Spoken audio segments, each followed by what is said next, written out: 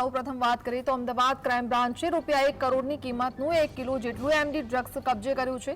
સરખેજ વિસ્તારમાંથી આ ડ્રગ્સ પોલીસે જપ્ત કર્યું છે। પોલીસે આરોપી આસિન હુસૈન સૈયદ અને વિષ્ણુવાદીની ધરપકડ કરી હતી। પોલીસે રિસીવર અને ડિલિવરી આપનાર 2 શખ્સોની ધરપકડ કરી છે। પોલીસ તપાસમાં સામે આવ્યું છે કે જયપુર રતલામ રૂટથી અમદાવાદમાં ડ્રગ્સનો જથ્થો લાવવામાં આવ્યો હતો।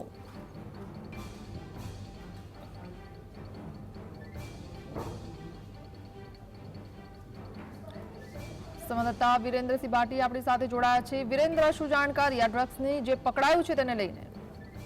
બિલકુલ થી હિના કે અમદાવાદ ક્રાઇમ બ્રાન્ચ દ્વારા એ ₹1 કરોડથી વધુની કિંમતનું એમડી ડ્રગ્સ ઝડપી પાડવામાં આવ્યું છે। એમડી ડ્રગ્સ ક્રાઇમ બ્રાન્ચે બાતમીના આધારે સરખેજ વિસ્તારની અંદરથી એક ઇકો ગાડીમાંથી ઝડપી પાડી છે।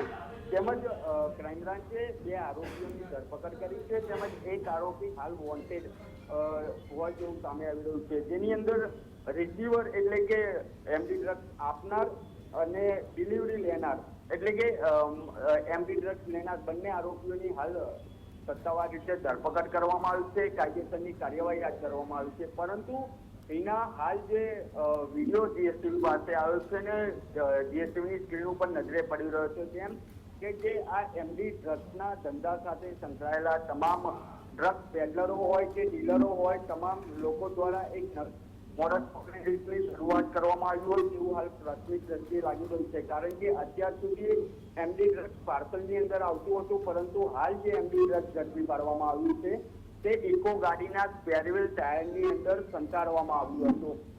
વિગતવાર જો બીજી વાત કરવામાં આવે હિના, તો રાજસ્થાનના જયપુરથી નીકળીને મધ્યપ્રદેશના રતલામ થઈને ગુજરાત બોર્ડર એટલે કે દાહોદવાળી બોર્ડર ક્રોસ કરીને અમદાવાદ સરખેજ વિસ્તાર સુધી લાવવામાં આવ્યું હતું। હાલ તો પોલીસ દ્વારા 2 આરોપીની ધરપકડ કરીને વધુ તપાસ હાથ ધરવામાં આવી છે। તેમજ જે વોન્ટેડ આરોપી છે આતિક કરીને તેની ધરપકડ કરવા માટે અલગ તેમજ આજે બંને આરોપીની ધરપકડ કરવામાં આવી છે। તે બંને આરોપીઓની હાલ મેરેથોન પૂછપરછ શરૂ કરવામાં આવી છે। જી વિરેન્દ્ર, આભાર।